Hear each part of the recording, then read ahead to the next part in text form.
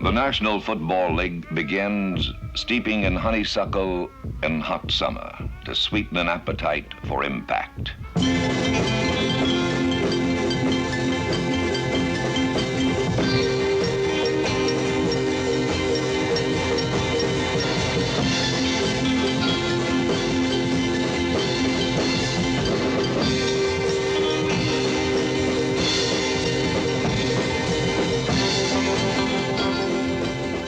Pro football requires a quick head for technique, and it favors fast-flying hands and feet for execution. But the essential demand is a stomach for the game. Winning is gut pride.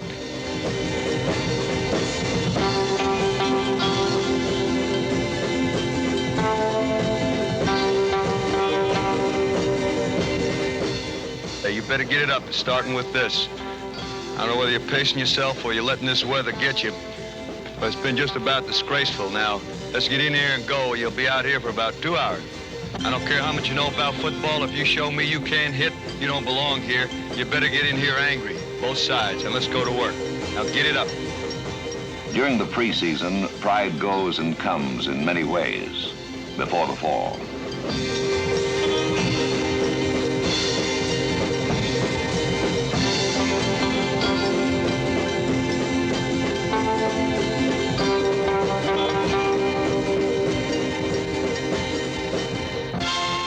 What the hell is going on with you today, Randy? If you can't run with authority, don't run. Watch it, watch it, watch it, watch it, watch it!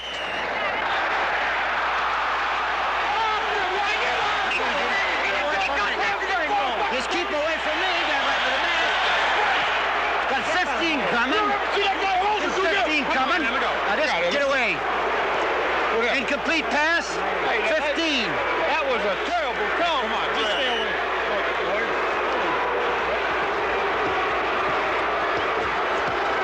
First down.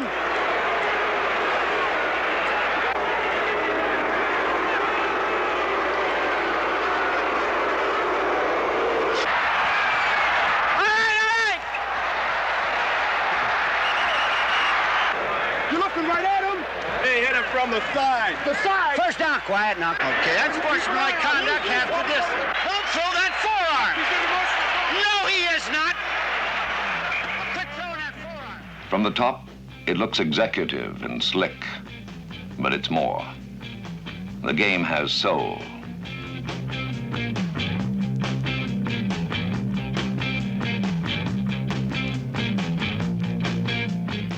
Washington beat the Bears in Chicago opening day.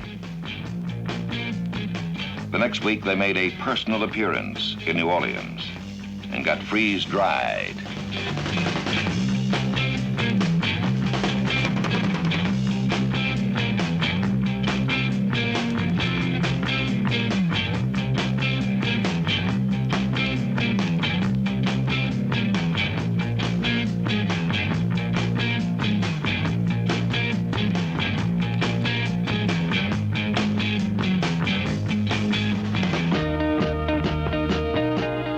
Matching is a strategy which isolates players one-on-one in order to exploit some advantage in speed or size. The New York Giants outmatched Pittsburgh for openers.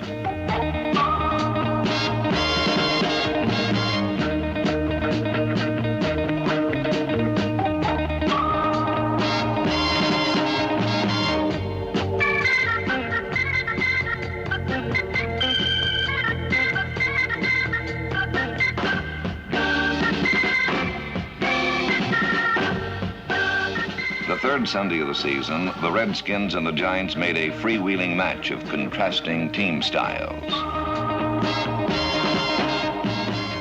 The Redskins often seem like roustabouts at a carnival, setting up around hip-slinging Sonny Jurgensen. But with all his easy ways and classic skating motion, Slinging Sonny is the pass master of the game. Grant Harkington is more exotic. When he scrambles, the New York Giants look like Roseland in a discotheque. It's not so easy to track him down.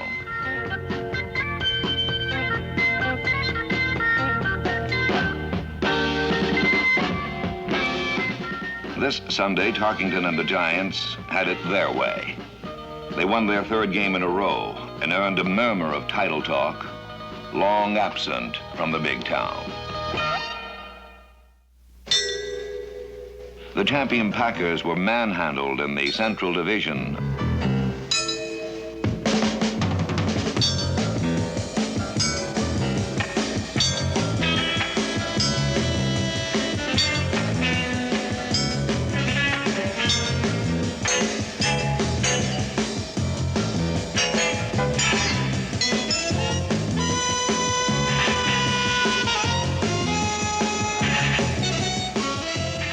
The Chicago Bears got so excited crunching the fresh meat in strange jerseys that they forgot to win their first two games.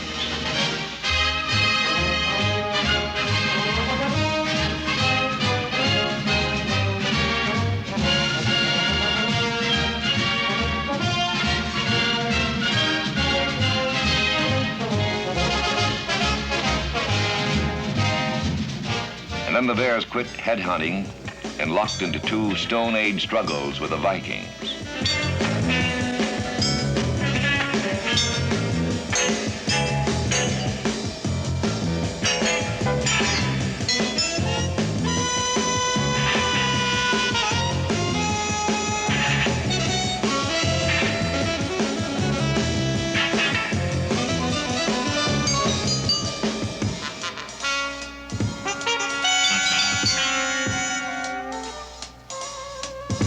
The Bears beat the Vikings twice. The Vikings beat the Lions twice. The Lions beat the Bears twice.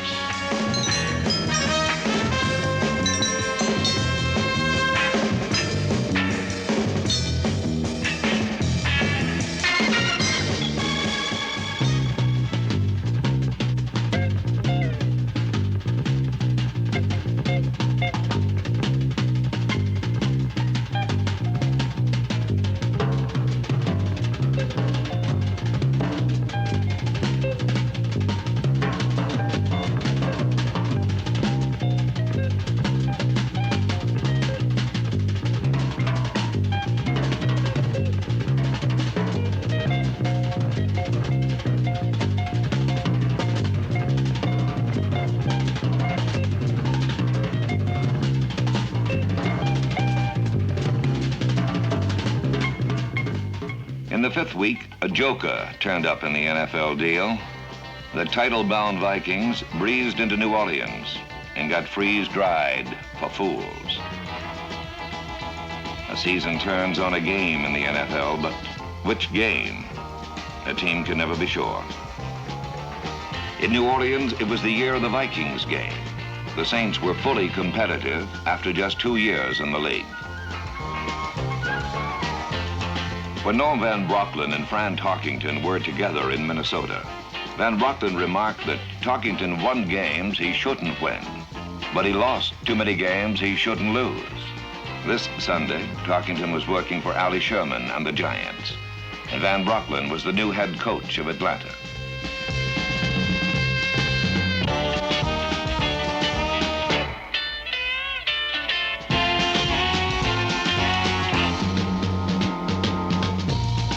True to form, according to Van Brocklin, Fran Tarkington served up Atlanta's first victory.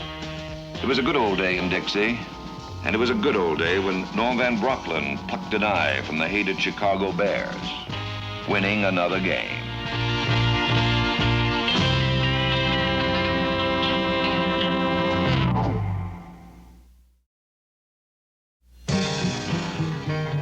At the other end of the Coastal Division, the 49ers, the Rams, and the Baltimore Colts were picking over a long, dried-up bone of contention.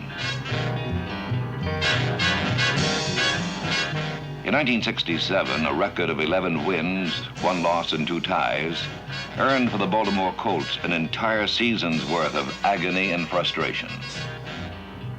Consequently, in 1968, the Colts snatched up that old dried bone and quickly beat the Rams over the head with it. and then they lay waste the NFL like Samson among the Philistines.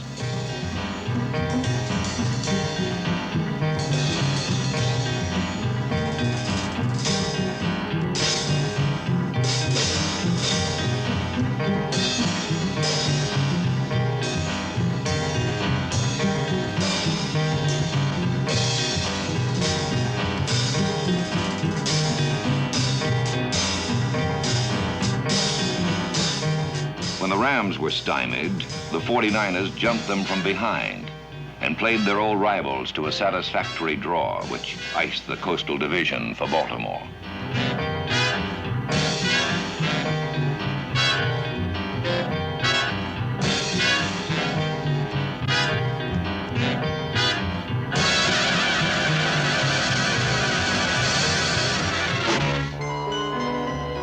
The Dallas Cowboys came on technically charged and balanced like a clock, making time on a championship.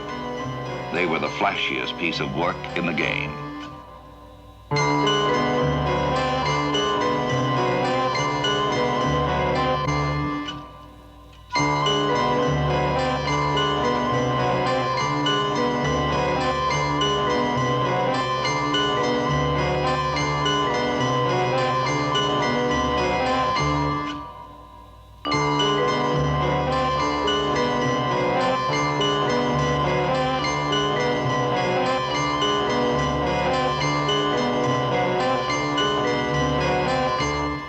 Some folks believe that the Pack has already been back, that the ghost of the Green Bay Packers returned and did their thing to Dallas.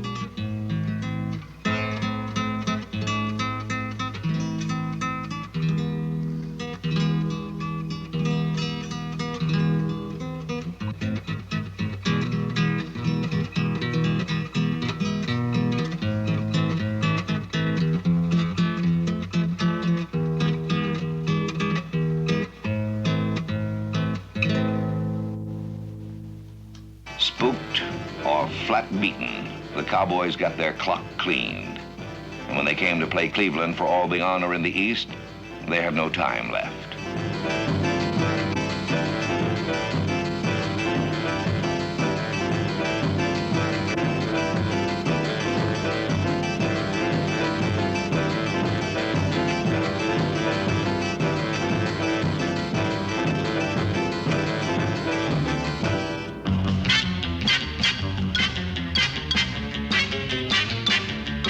The St. Louis Cardinals beat Cleveland twice, but in the year of the game, they forgot to beat the Pittsburgh Steelers.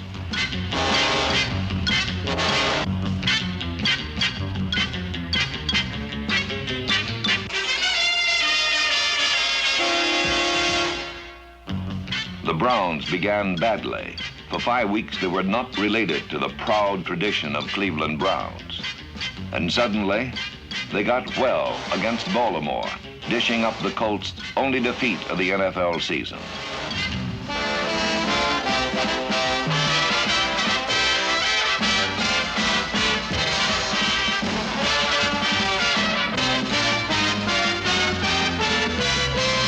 Smooth Bill Nelson charged up the Kelly machine, and a number of key young players caught a sudden case of maturity.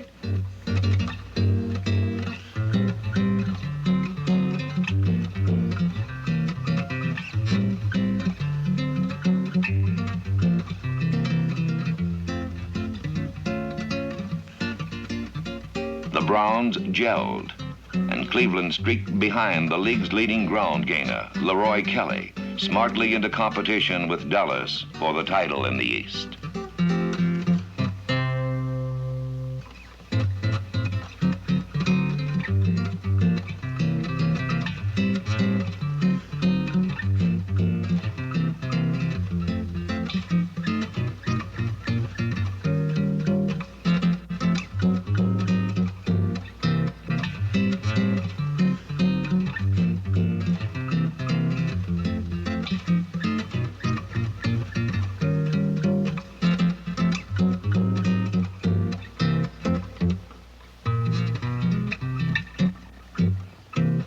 At the half, Cleveland was forcing the play, But Dallas had countered sharply, mastering the advantage every time the charging Browns let slip a mistake.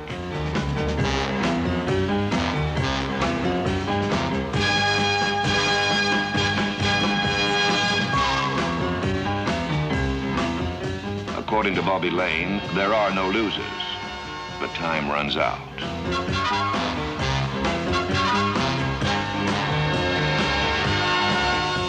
One more victory for good teams and for bad teams makes it an entirely different season, a whole new year. It's a part of the pride of the pros, the year in a game.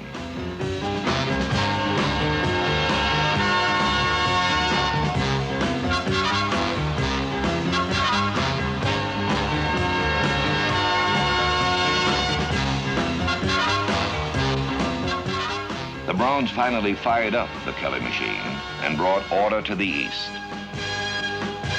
Sweet triumph. Good morning, Mr. Phelps. The Philadelphia Eagles had a conspicuous wealth of potential all-pro talent. Your job, Jim, if you should accept it, is to explain to the people in Philadelphia why this team will self-destruct in 5 seconds. Mission impossible. Every Sunday, game-tough players like Tom Woodishek hit with pride and abandon. When I married Tom, I knew what I was in for as a football player's wife. Okay, let's do that. Good luck. Have a great game. I never really worry about injuries before the game. If they happen, they happen. But it's still hard to sit in the stands and wonder if Woody will make it through each game without being seriously injured.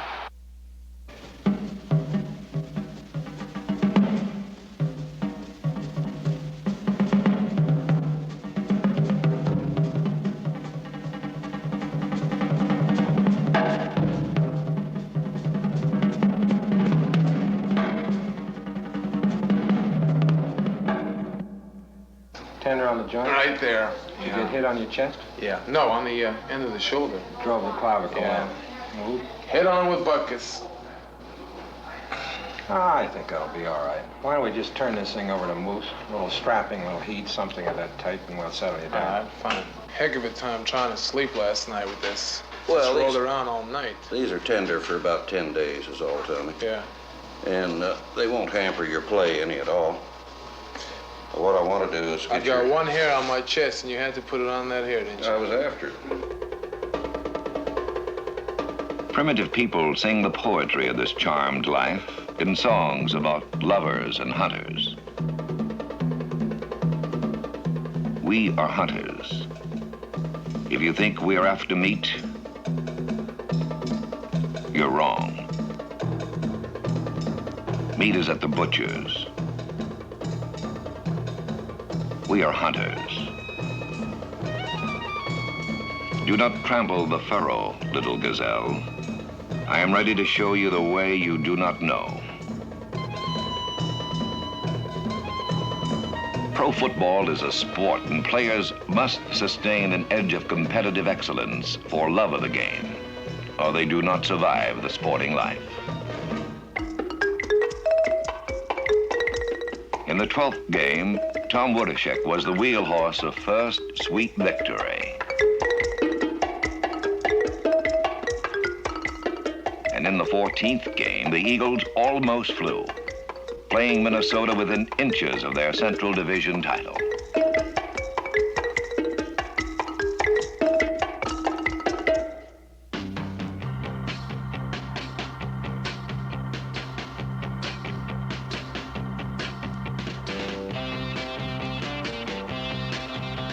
The Western Conference playoff was never in real doubt. At one point, the incredible Colts defense did not permit a touchdown through 4 games of the season.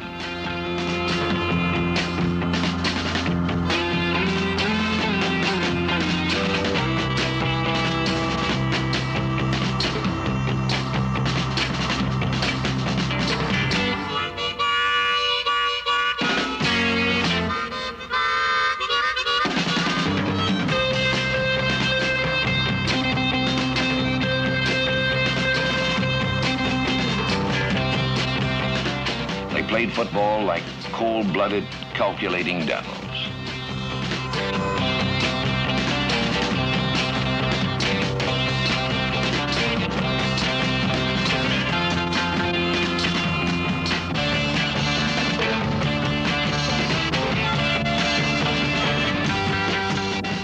The Baltimore Colts sustained themselves through 16 games as one intense man competing on the edge of excellence.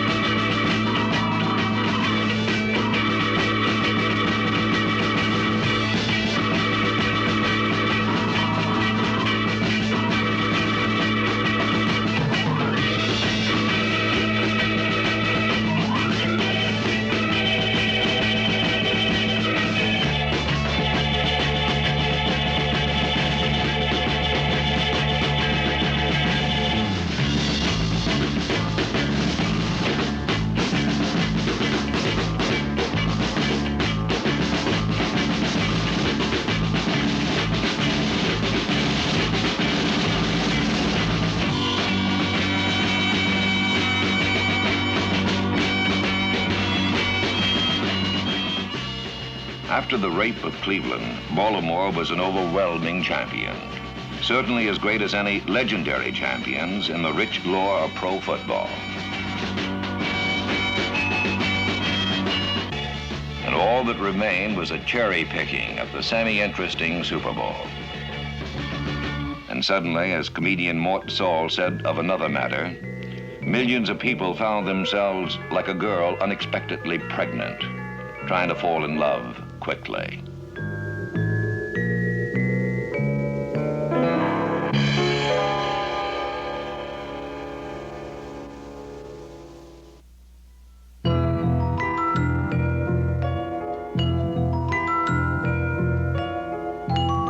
It's difficult to explain to people in Baltimore that this is the year the game won.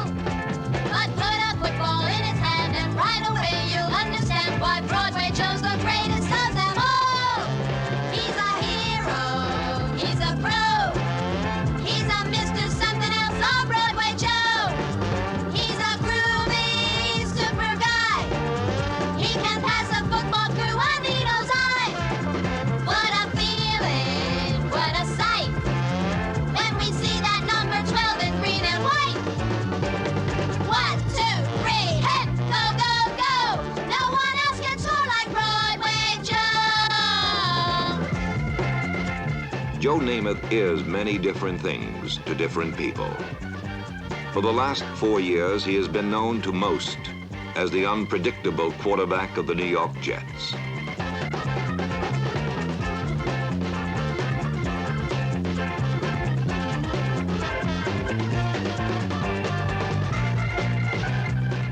In 1968, Joe's good days far outnumbered his bad. With Coach Weeb Eubank's steady guidance, Broadway Joe passed the Jets to 11 victories and the Eastern title of the American Football League. He's a hero, he's a pro, he's a Mr. Something Else on Broadway Joe. He's a groovy super guy, he can pass a football through one needle's eye. What a feeling, what a sight, when we see that number 12 in green and white. 1, 2, 3, hip, go, go, go! No one else can score like Broadway Joe! As a new idol emerged in New York, an old one was fading in Baltimore. For 11 years, John Unitas had been the quarterback of the Baltimore Colts. He had carried them to 2 championships, and his fluid grace on the football field was all the color he had ever needed to make himself a hero. But last season, with a sore throwing arm, he could do little and was reduced to a bench warmer. Instead of Unitas, the man leading the Colts was Earl Morrall, a gypsy quarterback who had worked without distinction for 4 other teams before coming to Baltimore. But for the Colts, Morrall summoned up all his powers. He summoned up the skills everyone thought he had forgotten. He acquired those he seemed never to have had.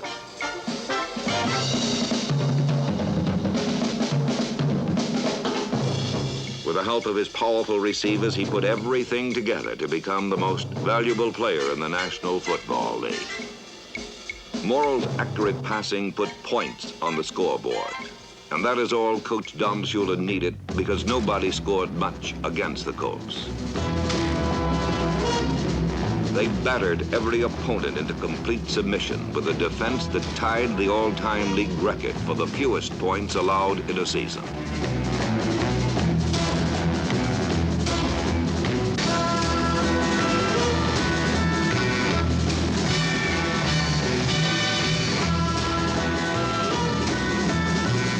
The Colts lost only 1 game and were the overwhelming champions of the National Football League's Western Conference.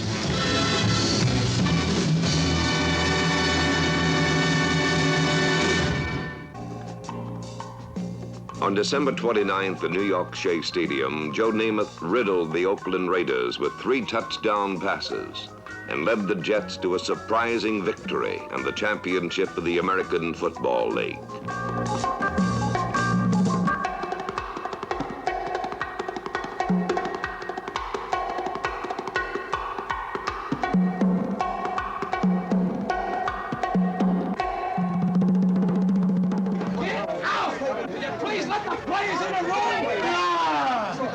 Right now, Baltimore is leading in the NFL.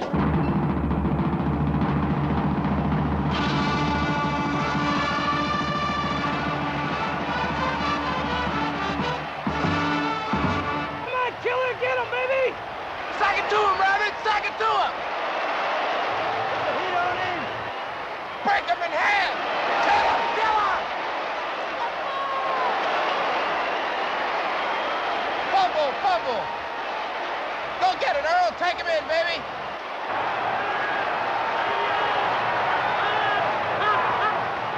Take him home, Earl! Pick one off! Dig it out, Willie! Dig it out! Dig it out, baby! Let's go, Rabbit! In! Let's go! He's in there! Touchdown! I just dove over it. It was the biggest hole you ever seen.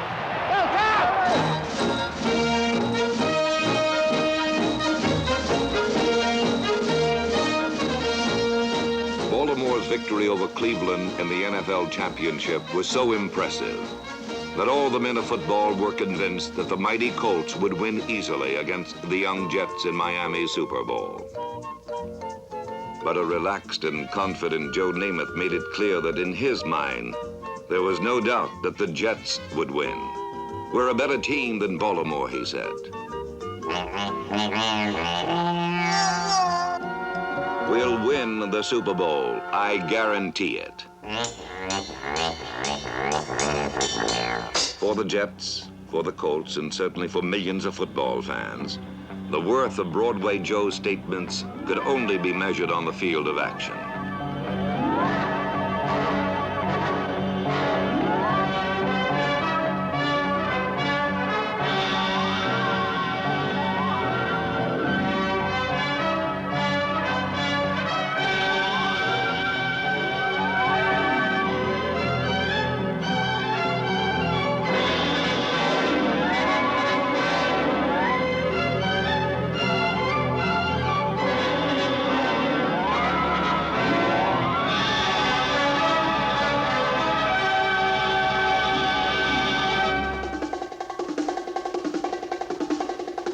Baltimore's defense started the championship game as if they would settle the issue very quickly. They hammered down the New York runners and boxed in Namath's receivers.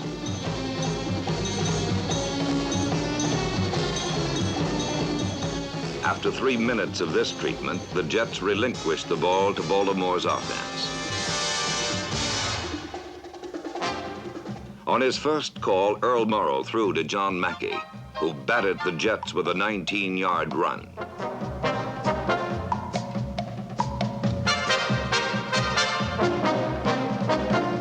Morrow then turned to his ground game.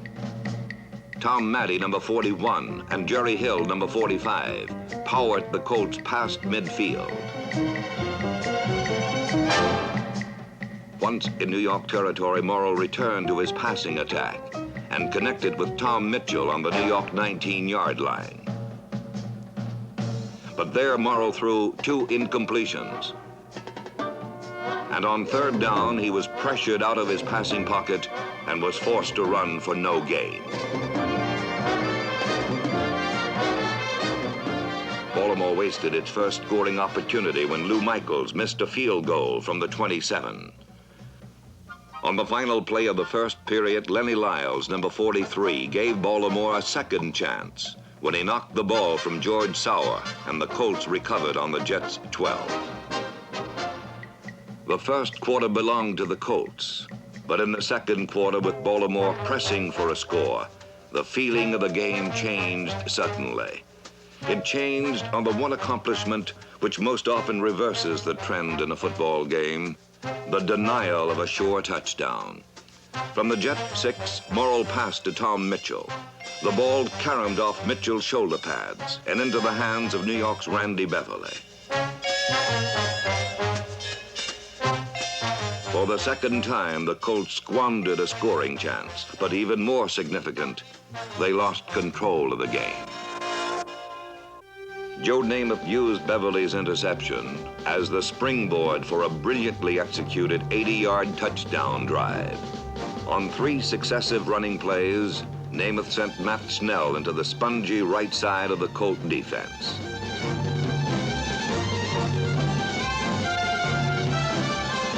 With Baltimore properly concerned with the Jet running attack, Namath went to the air.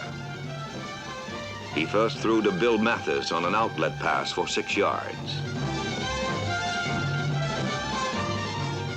He then connected with split end George Sauer twice, once for 14 yards, and again for 11.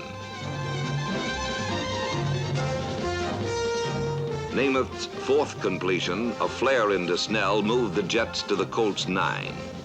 From there, Namath went back to the run, and Snell carried twice, scoring the second time from 4 yards out over the sagging right side of the Colt line. The touchdown was vital to the Jets, for it proved that they could move the ball against the powerful Colt defense. With a 7-0 lead, the job now fell to New York's defense.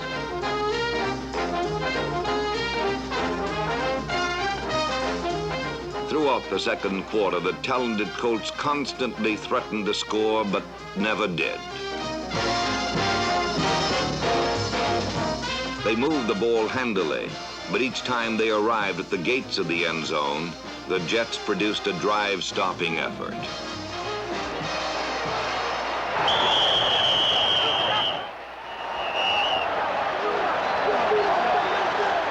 Oh, come on. You dirty Colt. You dirty guy. With Baltimore threatening on New York's 15, Johnny Sample intercepted a pass by Earl Morrow. It marked the third time the Jets turned back the Colts inside the 20-yard line.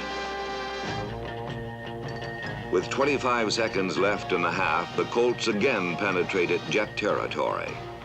This time, Morrow called for a bit of razzle-dazzle that he had used successfully earlier in the season. 4 months before against the Atlanta Falcons, the play resulted in a touchdown pass from Morrow to flanker Jimmy Orr.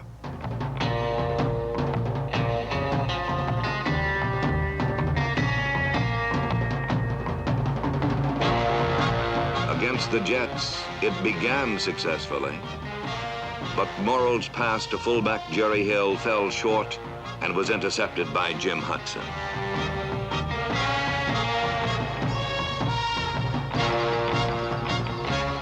The real tragedy of the play, however, was the fact that Jimmy Orr, the primary receiver, was standing all alone within easy reach of the end zone.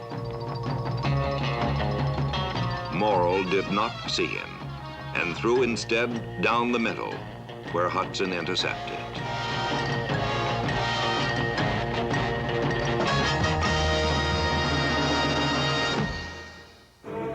The first half ended with the Jets ahead 7-0, and Baltimore's precision and power, so evident on the icy turf of Cleveland's Municipal Stadium, seemed to be melting away under the warm Florida sun.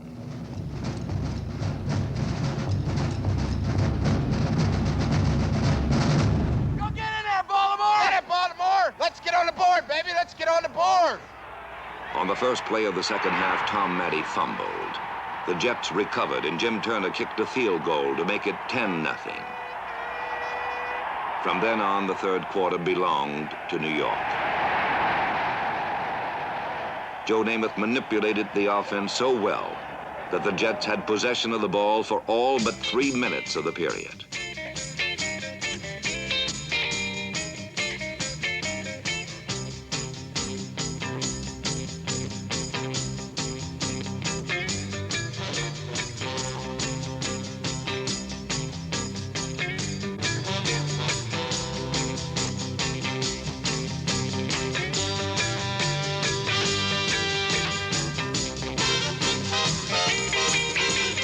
Namath called about half the plays at the line of scrimmage and read Baltimore's shifting defense like an old pro.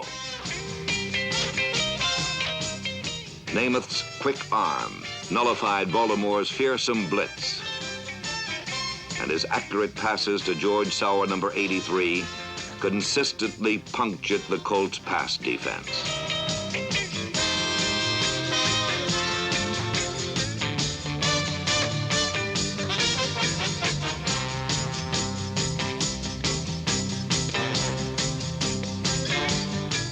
Between passes, Namath continued to punch at the weak right side of the Colt defense with his running backs for small but important gains.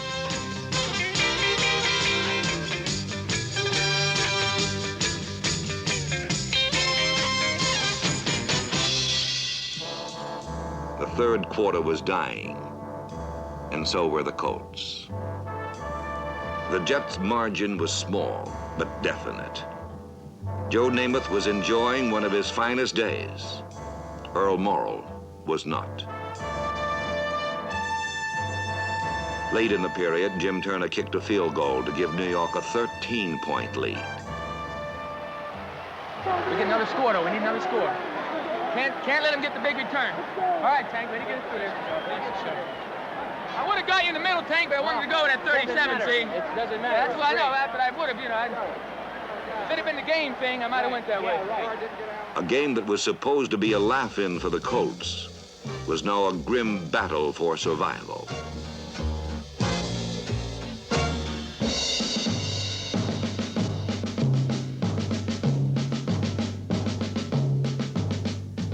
At this point, Don Shula replaced Errol Morrill with a man whose reputation was built fighting and winning such battles. With John Unitas, rested Baltimore's only hope of victory.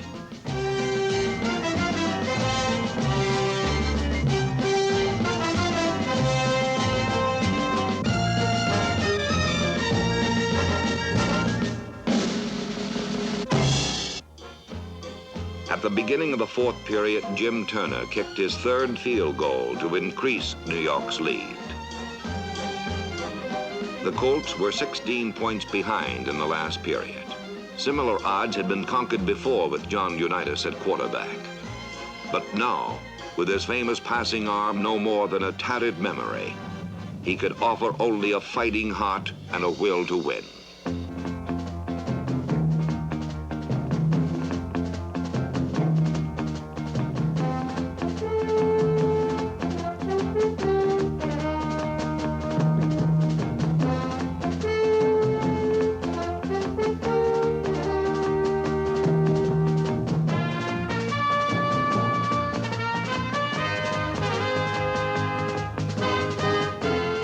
Inspired by the presence of their old champion, the Colts finally did what they were supposed to do, did what they were capable of.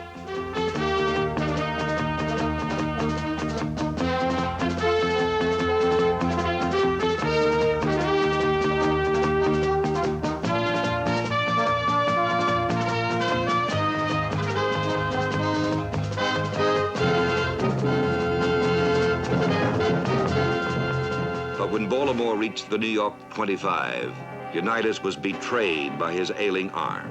His pass intended for Jimmy Orr was underthrown, and Randy Beverly made a juggling interception.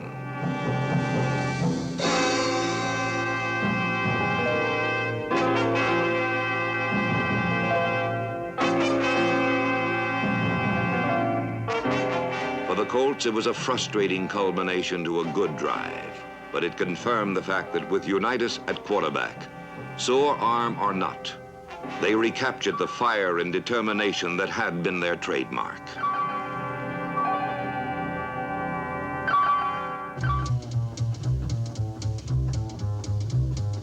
Unruffled by the appearance of the old master, Joe Namath marshaled his team on a carefully considered, time-consuming march that carried the Jets into Colt territory.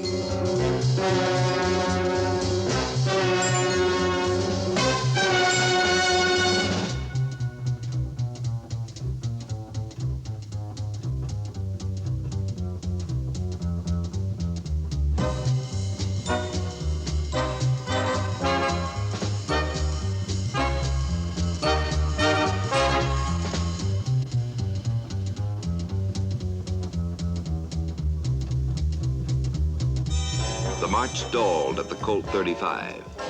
But with the Jets ahead by 16 points, young Joe Namath was only 7 minutes away from being pro football's championship quarterback.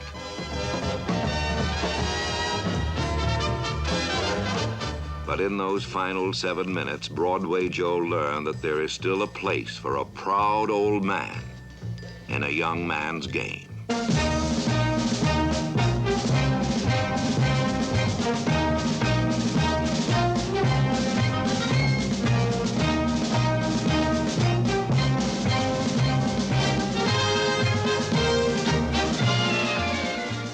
Across the darkening field of the Orange Bowl, John Unitas ignored his aching arm and pushed the Baltimore Colts to their first score.